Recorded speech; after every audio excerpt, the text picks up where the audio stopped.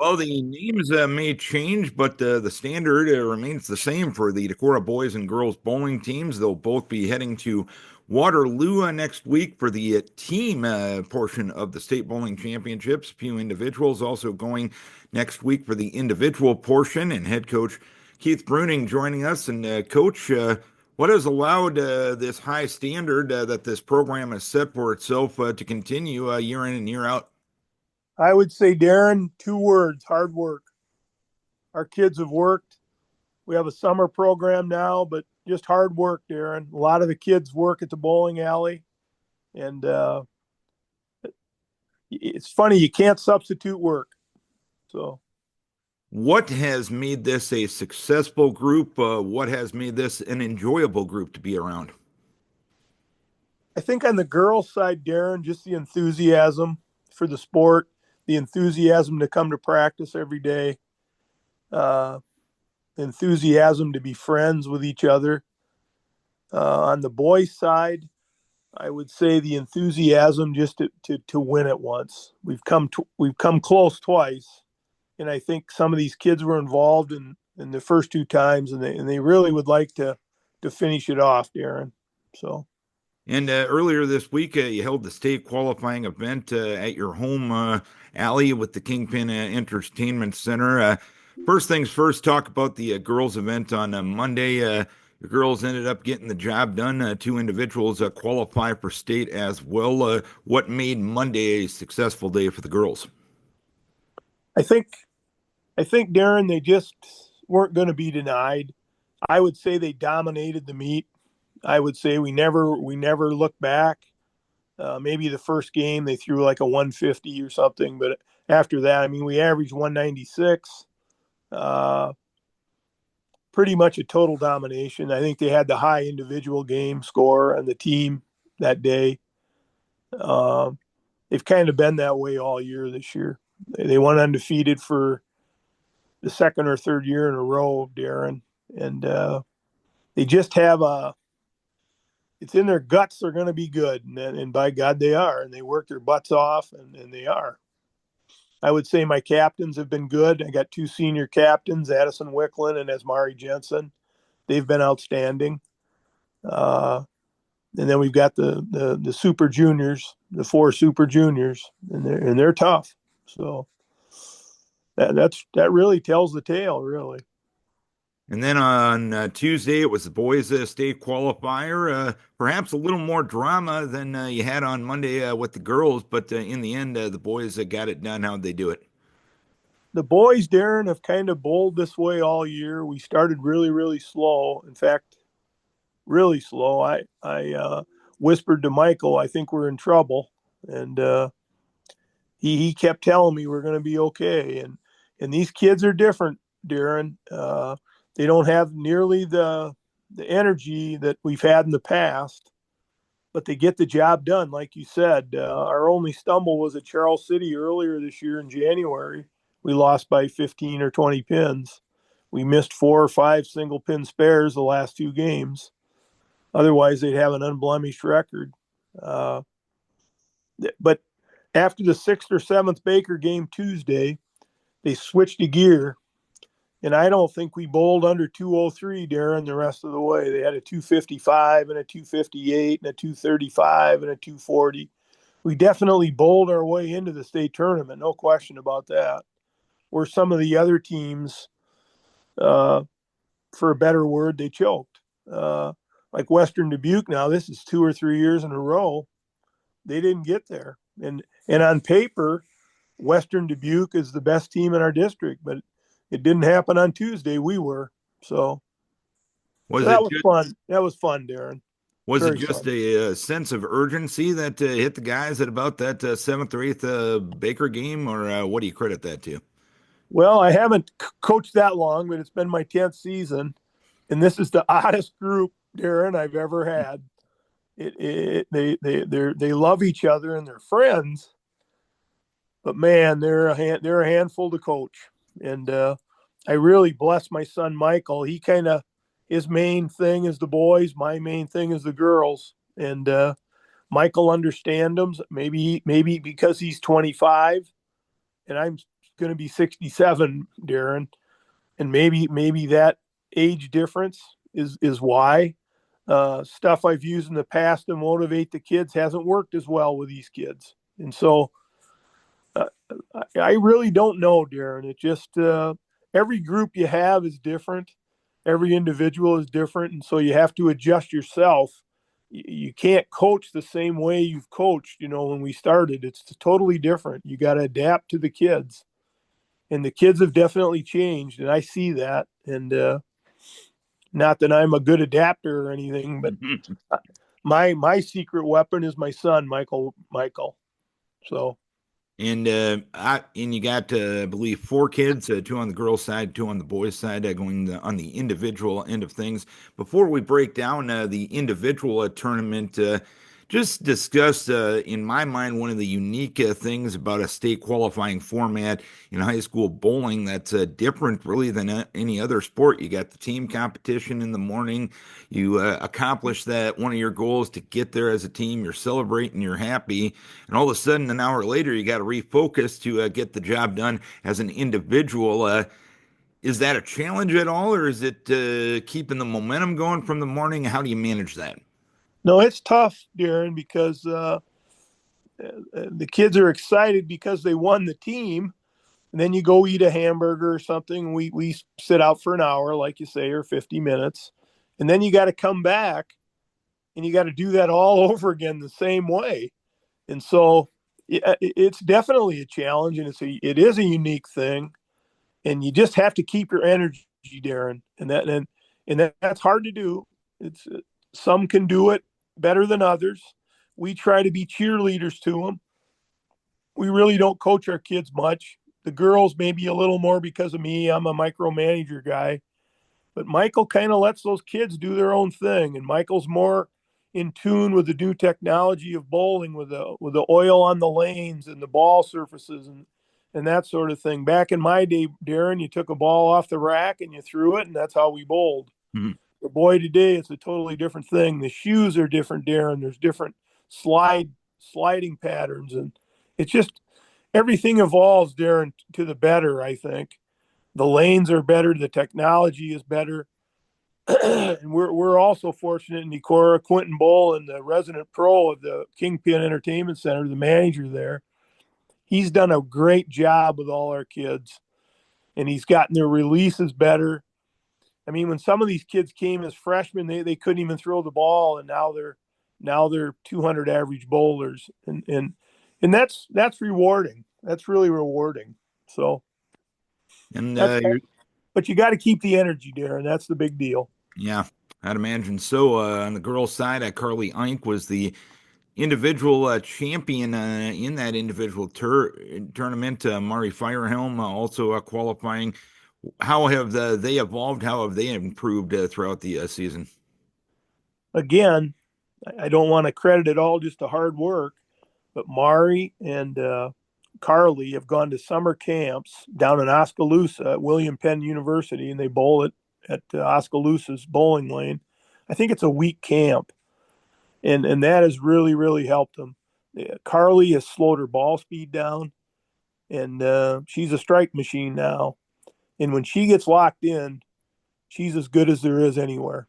And Mari's the same way. And Mari bowled as good as she could Monday. That's as good as I've seen Mari Farrellham bowl in 3 years. And you got to remember, Darren, these two kids, they've gone to state every year. They've gone to state with Rebecca that 2-3 years ago, and last year, and now this year. And they're hungry because we had a lot of success last year at the state tournament on the girls' side, but we were in the consolation bracket, if you remember, and the best we could do was fifth, and we got fifth. I mean, they absolutely dominated the consolation bracket. And so this year we don't have a goal to win the state. Our goal this year is just to get to the winners bracket. And then, Darren, you never know what happens. I've said all my life, you got to get lucky in sports, and you do. We lost the boys' side a couple years ago by 2 pins or 1 pin or something, and you got to get lucky. Yeah. And we're hoping this year Lady Luck's on our side. And on the boys' side, Jordan Sims was the runner-up. Jace Budenberg also going to state, finishing seventh at the qualifier. Discuss those two and the seasons that they have had. Well, I'll do Jace first. He's had a tough year. And you're probably going to be surprised at that. He always hasn't been our leadoff bowler 2 years in a row, but he's left a lot of 10 pins. He's let a lot of 8 pins, 9 pins, and bowlers will know what I'm talking about. He just hasn't been able to strike. But by golly, the other day he struck. And we just keep telling him hit the pocket. They're going to fall. Eventually, they're going to fall. I think Jace has as good a chance to win the whole thing Tuesday as anybody in the state. There's a kid out of Oskaloosa, that Van Wytzik kid. I think that's his name. He's good. He won it a couple of years ago, Darren. He's a senior now. But I think Jace Buttenberg, if he can get locked in, he's got to, because he hasn't been lucky all year. And we've watched him in, 12, 13 matches. He's had a really, really tough year. He's had a tough year in practice. We've tried every trick we know to get the 10 pin to fall for him or the 9 pin. And sometimes you just got to get lucky. So that's my synopsis on Buttenberg. We don't win without Jace. He was outstanding in the Baker games Tuesday.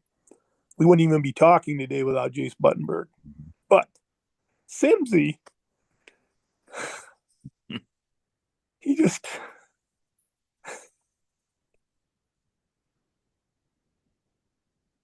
got to compose myself.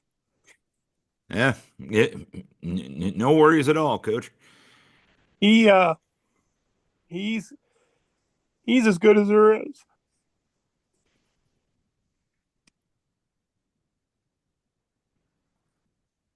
I'll get composed, Darren. Hey, it's a sign you care, Coach, and that's what we appreciate about you. But Simsy, he's a different cat. And he is a technician of bowling. And he just willed the pins down. And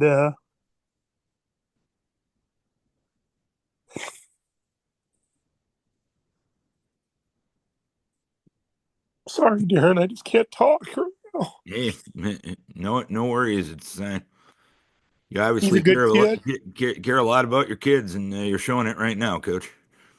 He he was fantastic. I actually thought he was going to win the district. Yeah, I think he tied for second, Darren, didn't he? I believe so. Yes. Yeah, he threw a 700, which in our world is a very rare thing.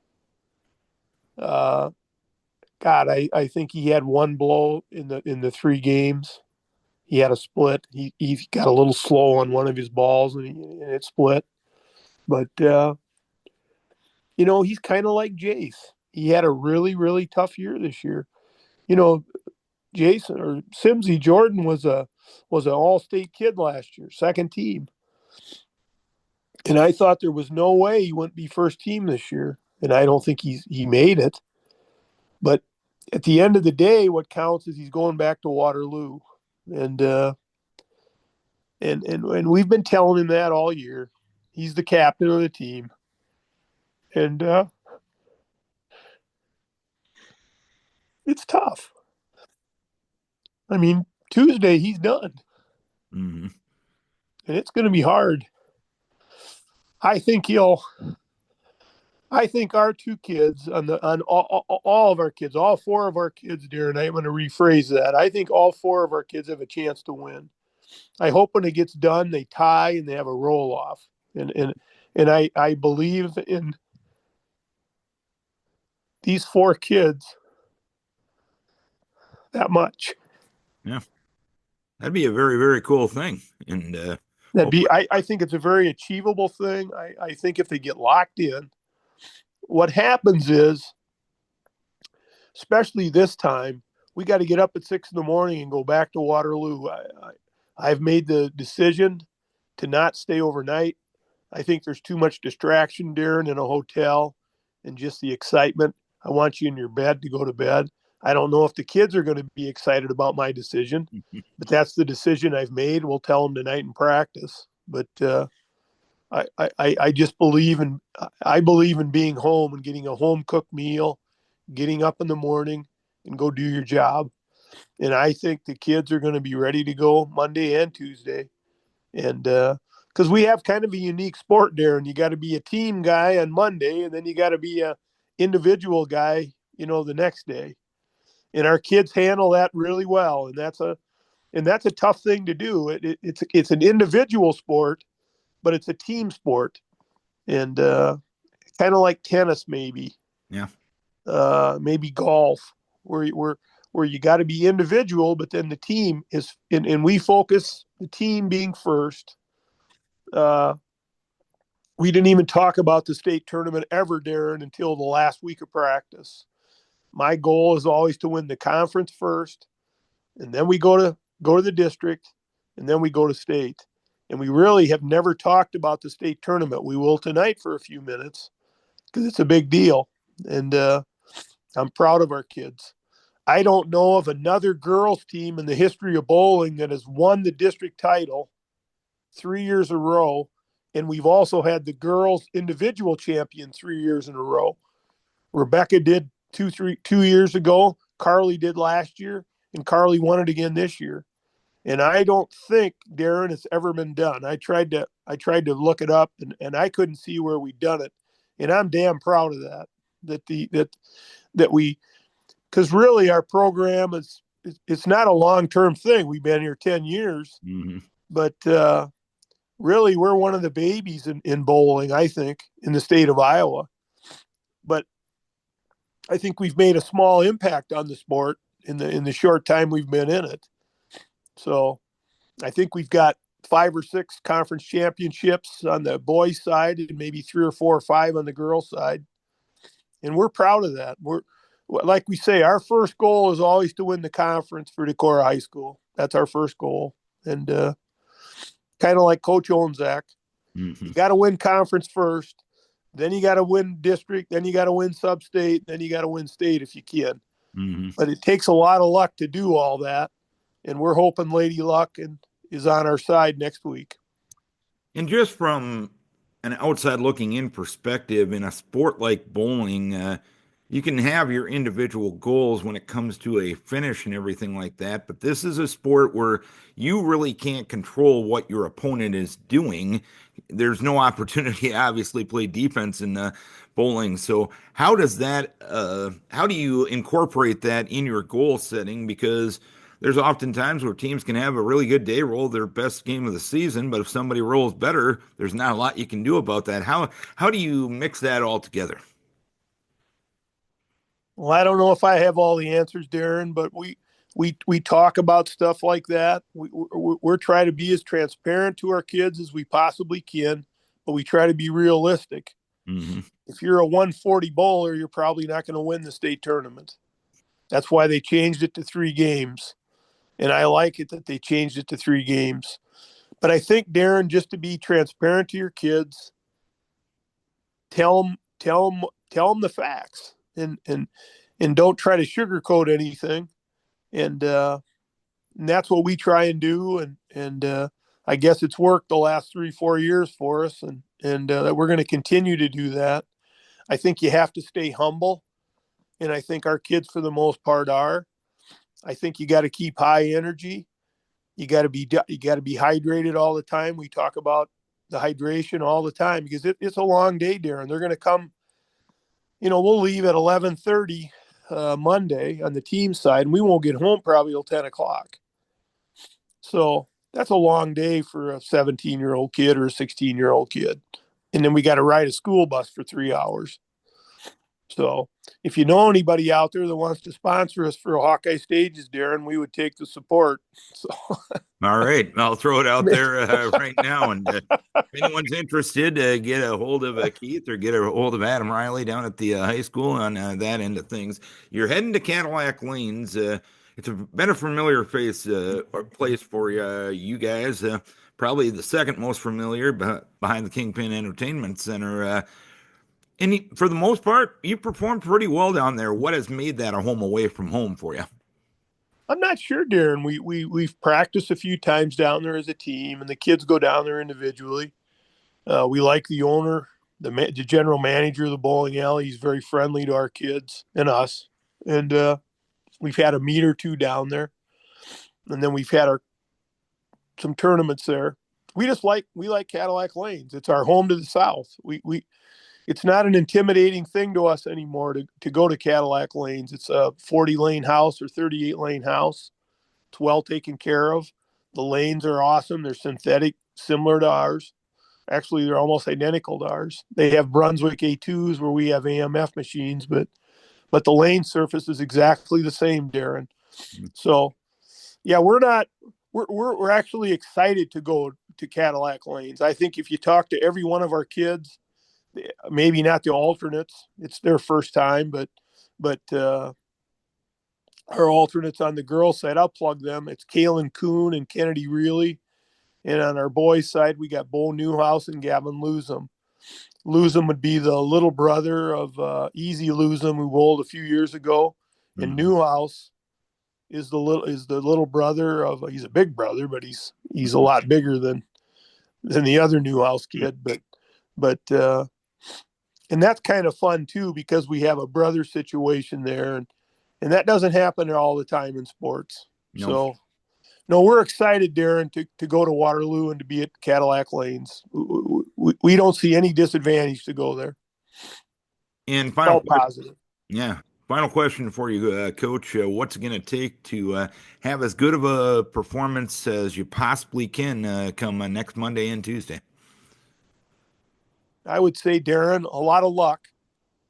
Uh, we believe in God at Decorah, so we think He's got a hand in it, and the kids just to stay focused and hit their marks and practice like you play, and I think we'll be fine. Win or lose, Darren, we're going to show up and do the best we can, and I think that's all you can do.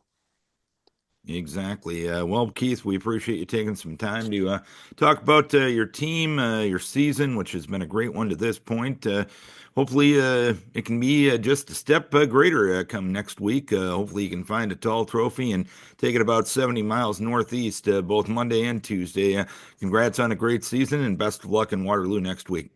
Thanks, Darren. Thanks for all your support. Keith Bruening, head coach of the Decorah girls and boys bowling squads. They're both heading back to state.